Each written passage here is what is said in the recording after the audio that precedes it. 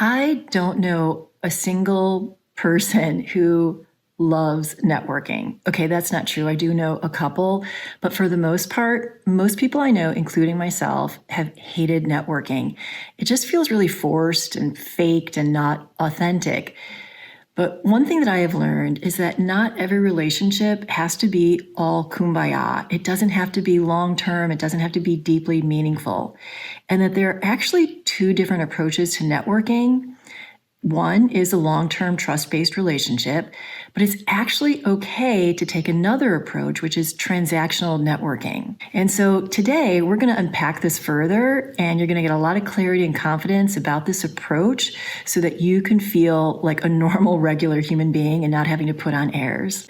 I'm Laverne McKinnon, and I am a certified coach and a grief recovery specialist, and I really love to help professionals who are going through some type of career transition, whether you're moving up the ladder or whether you're pivoting or whether you're maybe coming back from a career setback. So I offer up a lot of tools and resources to help you with moving on to your next chapter or whatever is next for you. Okay, so let's get deeper into this networking approach. I'm going to start out with talking about one of my clients, Rebecca, because I always like to keep confidentiality, so I change people's names. She was feeling really, really burnt out from networking and was getting frustrated because people in her network were ghosting her, and she didn't know what to do. And so when I explained the differences between these two networking approaches, we realized that Rebecca was approaching her long-term trust-based relationships in a transactional manner, and that people that she could ask for just like a one-time piece of advice, she was trying to become like besties with them.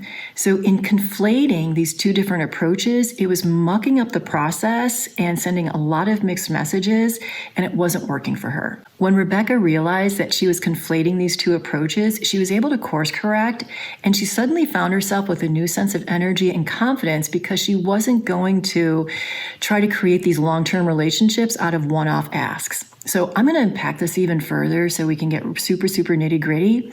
And I also want to tell you that I've got a secret that most people don't know about, which is an awesome way to think about networking that's going to change everything for you. So transactional networking it's a focused, goal-oriented approach, and it's short term. It's like really brief. You're in and out super quick.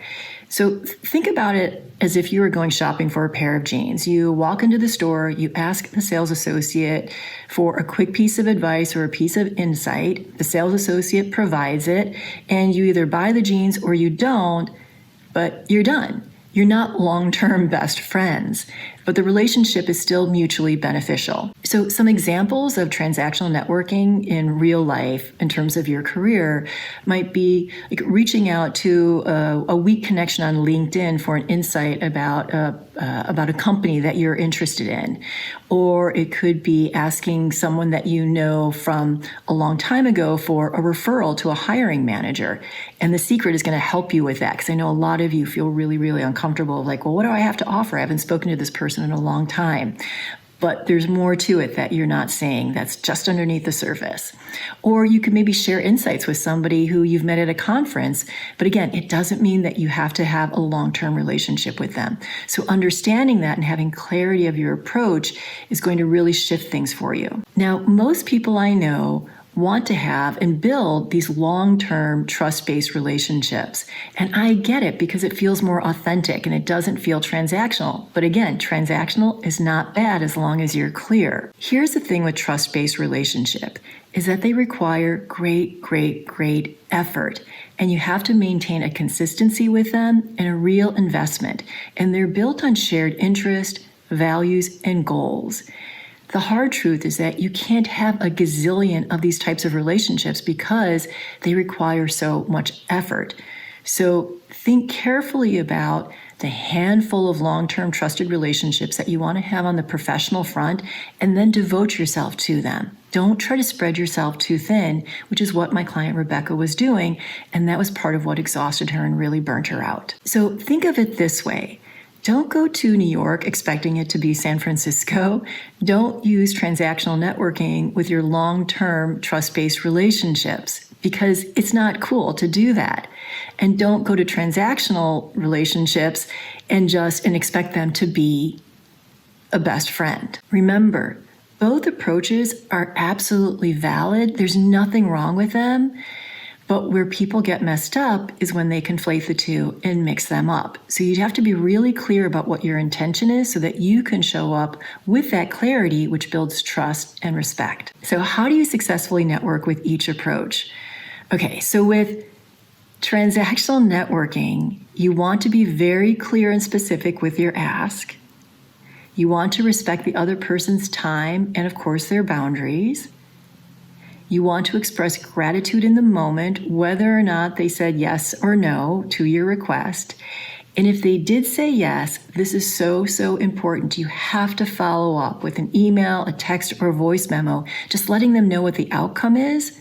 Because if you don't, they just spent time helping you. And when they don't hear from you, they're going to feel sort of like left behind and ghosted by you. And then that's going to have a ripple effect, and they're not going to help other people down the road. And you don't want to do that because that's like really bad juju. Let's go back to my client, Rebecca. She went to the American film market, and there was an executive from an international production company that she really wanted to meet, and she had no relationship. But she noticed that one of her weak connections on LinkedIn knew this executive from this international production company. So she dropped them a note through LinkedIn and said, "Can you introduce me? I'm going to be at AFM, and so is this other person." And their mutual acquaintance did that. And she got to meet with the international production executive, and they had a great meeting. And then Rebecca followed up with their mutual acquaintance, again, just through LinkedIn, to say, "Thank you so much. The meeting went really well. I appreciate you." It was that simple and that direct. With trust-based relationships, remember, these take great, great effort, and they take time. And so you have to be really consistent. That's the first rule. You need to follow up consistently to stay connected. And don't necessarily expect something back right away, but just like dropping a link to a cool article that speaks to their values or their interests, that keeps the relationship alive. And related to that is you need to show genuine interest in who they are. One of the tricks that I've used, which has been really effective and also for my clients, is just following this person on social media and liking their posts. And if they've got something really big coming up, actually reposting that with a really specific message about why you're supporting this. And that's a great way to build a long-term trust-based relationship. An example of this, going back to Rebecca, my client, is that she started out her career in the entertainment industry as an assistant at a small production company, and she wound up having a lot of communication with an assistant at a talent agency because her boss and that person's boss had a lot of business together. And so they wound up having like an email relationship, and then they wound up starting to have drinks together, and then they would share memes and make introductions to other friends to expand their network. Now, flash forward 5 years later, this assistant was promoted to become an agent at this agency, and they helped Rebecca find a job. They would put her up for jobs, submit her resume. And then when Rebecca became a creative executive, she wound up meeting with this agent's clients. And so the relationship was mutually beneficial, and it took 5-6 years to really cultivate that. It's an investment of time. And again, I keep repeating myself, but it takes great, great effort.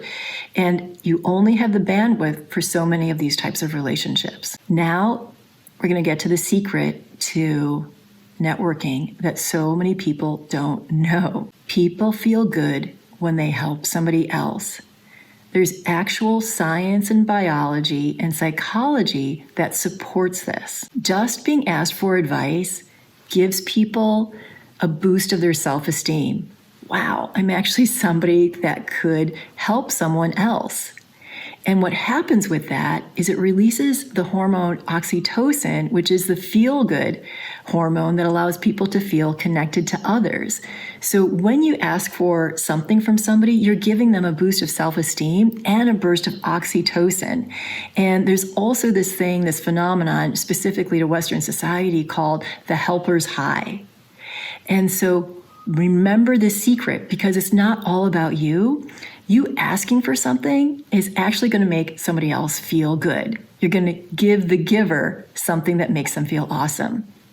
Okay, I hope that you use The Secret. That's it for today. If you want to take a deeper dive into this topic, go to my Substack, Moonshot Mentor. For my paid subscribers, I offer journal prompts, and you also get access as a paid subscriber to monthly co-working Zoom sessions. Really cool, really helps people like stay focused, grounded, and build momentum, especially if you're in career transition. And if you want to learn more about how to work with me one-on-one or the groups that I offer, go to moonshotmentor.com, my website. You'll also find all links to my social there too. And a very special thank you to Lynn Chen. You can find her at Ms. Lynn Chen for the video editing today. So please give me a like, drop me a comment. Otherwise, it's been really lovely to spend time with you today. And I look forward to seeing you next week.